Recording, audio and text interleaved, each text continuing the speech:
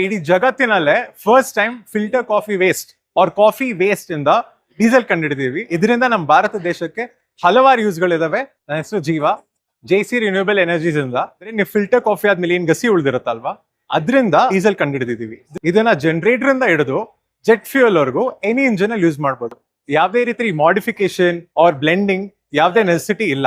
ನಾವು ಸದ್ಯಕ್ಕೆ ನಮ್ಮ ಕಾರಲ್ಲೂ ಇದನ್ನ ಹಾಕಿ ಓಡಿಸಿದೀವಿ.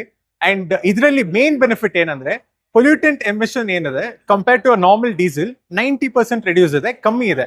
Any sulphur, nitrogen, carbon monoxide, carbon dioxide ಎಲ್ಲಾ ಉತ್ಪನ್ನಗಳು ತುಂಬಾ ಕಡಿಮೆ ಇದೆ.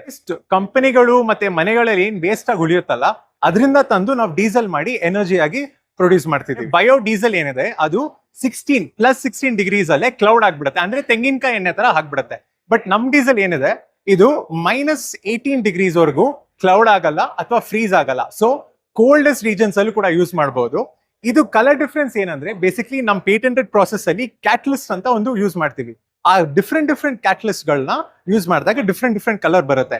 ಇದು ನಾನು ಹೇಗೆ -18 ಡಿಗ್ರೀಸ್ ಅನ್ನೋ, ಇದು +10 ಡಿಗ್ರೀಸ್ ಅಂದ್ರೆ ಇವಾಗ ಕೂರ್ಗ್, ಚಿಕ್ಕಮಂಗ್ಳೂರು ಅಂತ ರೀಜನ್ ಗಳಲ್ಲಿ ಇದನ್ನು ಯೂಸ್ ಮಾಡಬಹುದು, ಇದನ್ನು ಯೂಸ್ ಮಾಡಬಹುದು. ಈ ನಮ್ಮ ಪ್ರಾಡಕ್ಟ್ ಅನ್ನ ನಾವು ಕೊಟ್ಟಿರೋ GKVK and other private labs ಅಲ್ಲಿ ಟೆಸ್ಟ್ ಆಗಿದೆ, which shows that our product is better or equal than diesel.